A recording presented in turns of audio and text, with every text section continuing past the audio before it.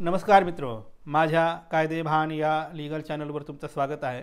तर आजच्या व्हिडिओचा विषय आहे की तुम्ही बेकायदेशीर बांधकाम केलात म्हणून MRTP ॲक्टच्या अंतर्गत जर तुम्हाला नोटीस आली, डिमॉलिशनची नोटीस आली, तर त्या नोटिसीला कुठे चॅलेंज करता येतं आणि कुठल्या कोर्टाला त्या नोटिसीवर सुनावणी करण्याचा अधिकार नाही, या संदर्भाने आपण आजच्या व्हिडिओमध्ये बघूया।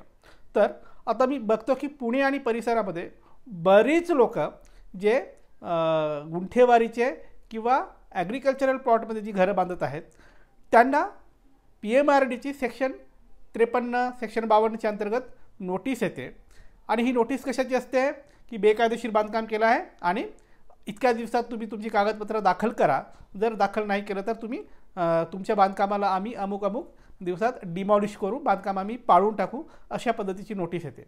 ही जी तुमची बांधकाम पाडण्याची किंवा बेकायदेशीर बांधकामाची नोटीस येते त्या नोटिसीला, ही नोटीस कुठल्या कायद्याच्या अंतर्गत येते? MRTP कायद्याच्या अंतर्गत ही नोटीस येते। कोण पाठवतं? एकतर PMRD पाठवतं। जी लोक पुण्यातली आहेत ती बघत असतील तर त्यांच्यासाठी ही नोटीस PMRD कडून येते। पुण्याच्या बाहेर जर कोणी बघत असाल तर तुम्ही तुमच्या जिल्ह्यातील जी काही डेव्हलपमेंट टाउन प्लॅनिंगची जी काही अथॉरिटी आहे ती तुम्हाला अथॉरिटी MRTP ॲक्टच्या अंतर्गत बेकायदेशीर बांधकाम पाडण्यासाठी, डिमॉलिश करण्यासाठी नोटीस पाठवतं।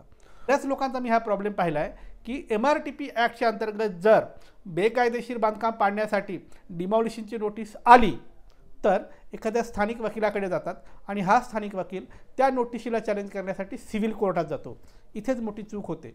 सिव्हिल कोर्टात तुम्ही 2-4 महिने केस लढल्यानंतर लक्षात येतं की अरे MRTP ॲक्टच्या अंतर्गत जर नोटीस आली तर त्या नोटिसीला सिव्हिल कोर्टात चॅलेंज करण्याचा अधिकारच नाही किंवा त्या नोटिसीवर सुनावणी घेण्याचा सिव्हिल कोर्टाला अधिकार नाही।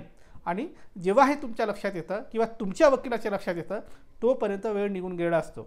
तर मित्रो, या व्हिडिओमध्ये मला हे सांगायचं आहे की MRTP कायद्याच्या सेक्शन 149 मध्ये अशी तरतूद आहे की PMRDA किंवा कुठल्याही टाउन प्लॅनिंग अथॉरिटीने बेकायदेशीर बांधकामाच्या विरोधात किंवा ते बांधकाम पाडण्यासाठी MRTP कायद्याच्या अंतर्गत जर तुम्हाला नोटीस पाठवलेली असेल तर त्या नोटिसीला फायनल ऑर्डर मानल्या जातं आणि या नोटिसीला कुठल्याही सिव्हिल कोर्टामध्ये चॅलेंज करता येऊ शकत नाही। या नोटिसीवर सुनावणी घेण्यासाठी सगळ्या सिव्हिल कोर्टांना, डिस्ट्रिक्ट कोर्टांना बंदी आहे। त्यांचं ज्युरिस्डिक्शन बार्ड आहे। बार्ड म्हणजे त्या कोर्टाला या नोटिसीवर सुनावणी घेण्याचा हक्क नाही। कुठल्या कायद्याच्या अंतर्गत हक्क नाही? MRTP कायद्याच्या अंतर्गत हक्क नाही। या कायद्याच्या कुठल्या सेक्शनच्या अंतर्गत हक्क नाही? MRTP कायद्याच्या सेक्शन 149च्या अंतर्गत डिमॉलिशनच्या नोटिसवर सुनावणी करण्यासाठी कुठल्याही कोर्टाला अधिकार नाही। तर हे तुम्ही नोंदवून घ्या। मग काय करणार? जर तुम्हाला तुमच्या बेकायदेशीर बांधकामाला पाडण्यासाठी नोटीस आलेली असेल आणि ती MRTP कायद्याच्या अंतर्गत आली असेल तर याला मग कुठे चॅलेंज केलं जाऊ शकतं? याला फक्त आणि फक्त हायकोर्टात चॅलेंज केलं जाऊ शकतं आणि तेही रिट पिटिशनद्वारे चॅलेंज केलं जाऊ शकतं। आणि तुमच्या घराचं बांधकाम जर नियमात बसणारं असेल तर त्याला वाचवता येऊ शकतं, स्टे घेता येऊ शकतं। तर मित्रो, ही होती माहिती की जर तुमचं बेकायदेशीर बांधकाम आहे आणि तुम्हाला जर MRTP कायद्याच्या अंतर्गत डिमॉलिशनची नोटीस आली असेल तर कुठल्याही सिव्हिल कोर्टात जाऊ नका, कुठल्याही सिव्हिल किंवा डिस्ट्रिक्ट कोर्टामध्ये सूट दाखल करू नका। कुठे जायचं?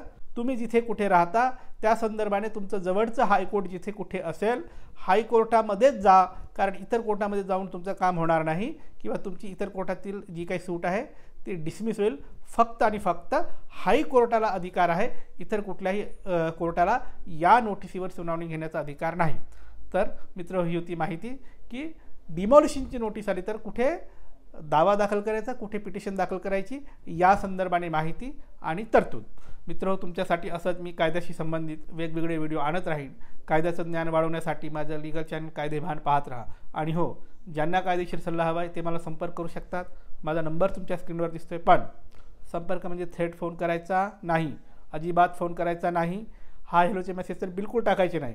ज्यांना काम आहे, सिरियसली काम आहे, ते नाव, गाव, जिल्हा आणि केसची माहिती लिहून व्हॉट्सॲपवर मेसेज टाका।